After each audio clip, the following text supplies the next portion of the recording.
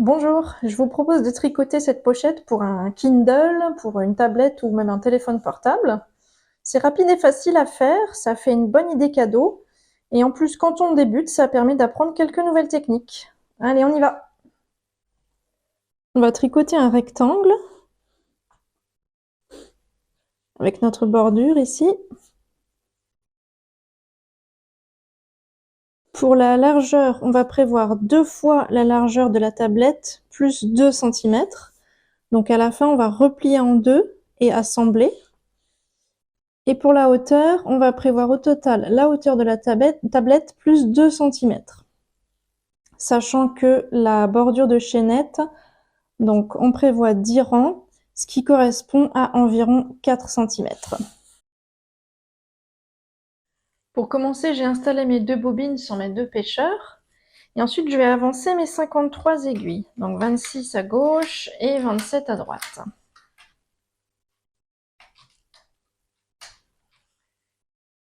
Après, je prends mes 2 fils ensemble. Et pour tout le projet, on va les garder ensemble comme si c'était un seul fil.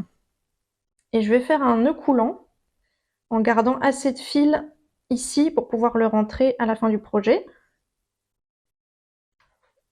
Je place mon nœud coulant sur mon crochet. Et on va venir placer le crochet entre la première et la deuxième aiguille. Avec le crochet, j'attrape mes 2 fils et je tire. Et ensuite, on va faire ça sur chaque aiguille jusqu'au bout. Donc je remonte le crochet pour que les brins de laine passent au-delà du clapet. J'attrape les 2 fils ensemble et je tire. Et là, c'est important de ne pas trop serrer les mailles. Donc on tire bien sur le fil.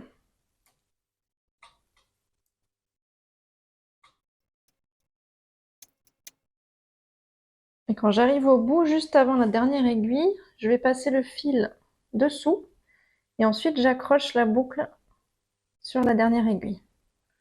Voilà. Maintenant, je pousse bien la chaînette au bout. Et maintenant, il faut tricoter un rang. Donc, suivant votre fil, vous pouvez le faire avec le chariot.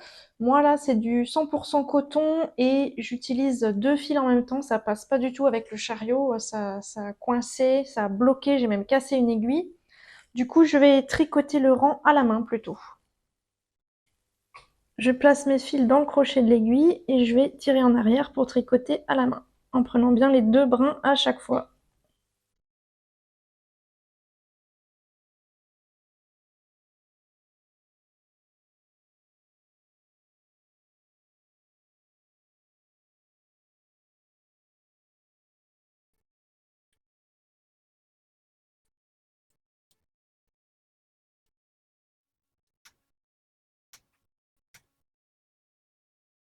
Une fois que j'ai fini mon rang, je peux rajouter un sur le compte-rang pour me rappeler que j'ai fait une chaînette et le retour tricoté. Je vais mettre une petite pince à linge ici. Et on peut maintenant avancer de nouveau toutes les aiguilles.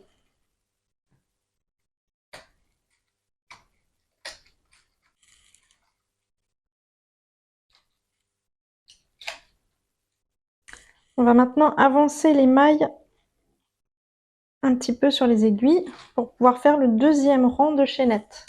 Pour le deuxième rang de chaînettes, je vais venir placer mon crochet sur le fil et ensuite passer entre la première et la deuxième aiguille. Et là, pareil, j'attrape le fil et je tire pour faire une deuxième rangée de chaînettes derrière la première.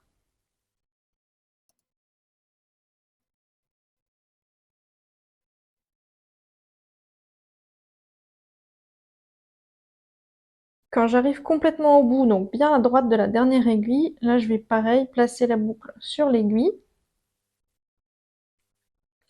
Puis à nouveau, on recule le travail et on va de nouveau tricoter un rang. Donc là pareil, si ça passe sur votre machine, faites-le, sinon faites-le à la main.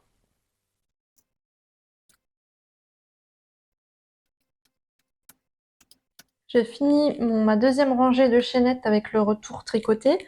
Donc maintenant, Moi, j'ai décidé de faire 10 fois au total l'aller-retour pour avoir une bordure bien large qu'on voit bien. Après, vous faites le nombre que vous voulez. Maintenant que j'ai fait mes 10 allers-retours, je dois faire 50 rangs en jersey normal. Le retour que je viens de faire, là, compte pour un rang, donc il m'en reste 49.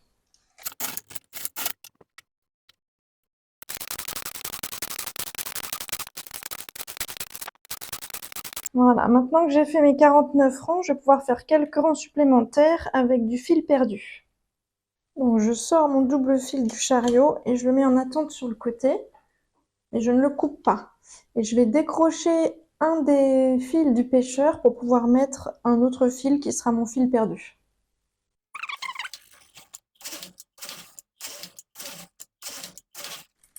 Voilà, maintenant je peux le sortir du chariot et on va passer le chariot pour décrocher le tricot.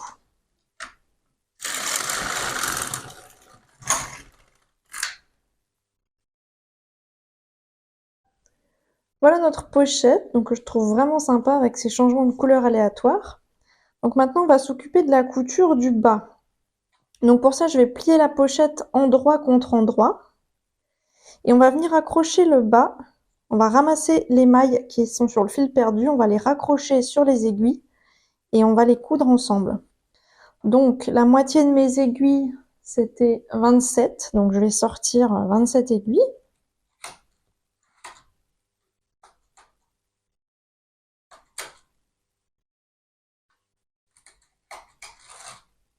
Voilà, et je vais raccrocher mes mailles. Donc je viens ramasser les mailles une par une.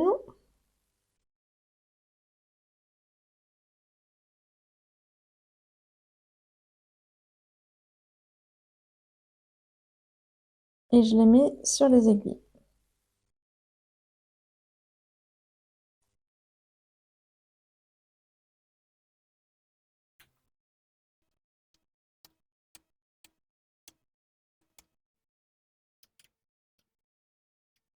Une fois que j'ai accroché la moitié de mes mailles, je vais accrocher l'autre moitié par-dessus, comme ça.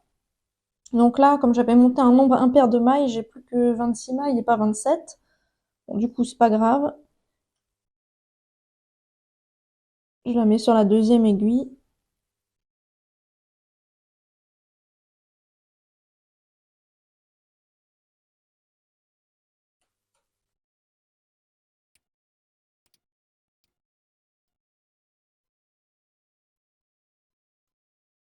Voilà, maintenant que j'ai raccroché toutes mes mailles, on peut défaire le fil perdu. Donc il suffit de tirer sur l'extrémité, ça se défait et on enlève tout.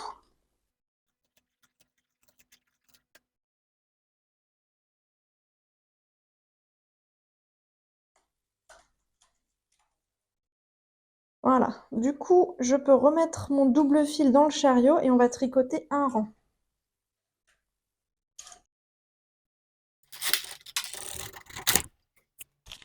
Maintenant, on peut le couper le fil. Il faut qu'on garde assez pour fermer la petite couture et pour faire la couture du grand côté. Donc, on va prendre 3 fois la longueur du petit côté plus 3 fois la longueur du grand côté.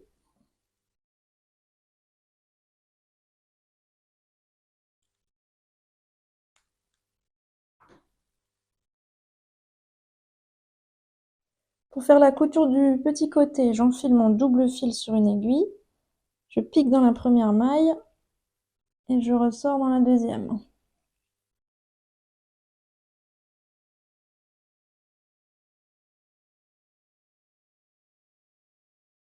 Après, je repique dans la première, je saute la deuxième et je ressors dans la troisième.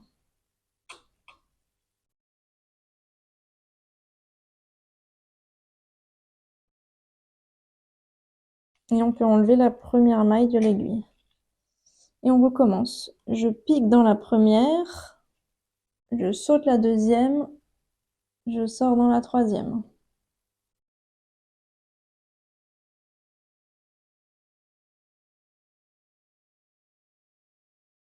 Et je laisse tomber ma maille. Et on fait comme ça jusqu'au bout.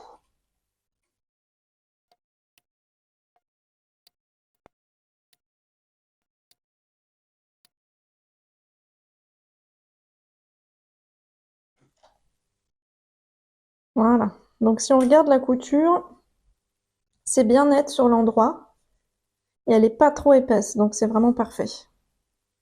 Pour la dernière couture, on va se mettre sur l'endroit du travail. Si on regarde les bords, donc on a des mailles et entre chaque, on a des nœuds comme ça. On va pas du tout s'occuper des nœuds, on va travailler que avec les mailles qui sont entre les nœuds. Donc pour commencer, je pique dans la première maille du bas vers le haut.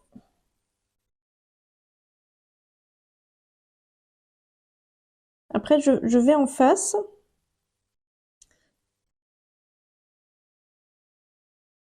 Je pique dans la maille du haut vers le bas et je ressors dans la maille suivante.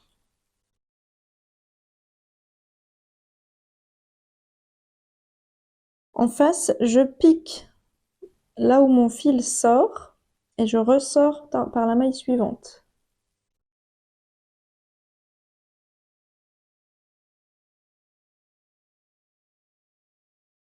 Pareil, je pique là où mon fil sort et je ressors dans la maille suivante.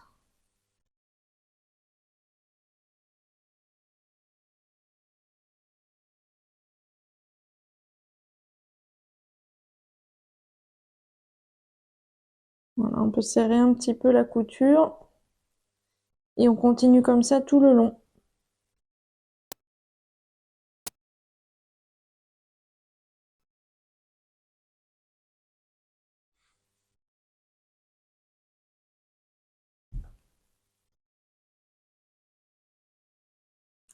Voilà, bon maintenant j'arrive à la bordure, il va falloir improviser un petit peu là pour cette couture, je pense.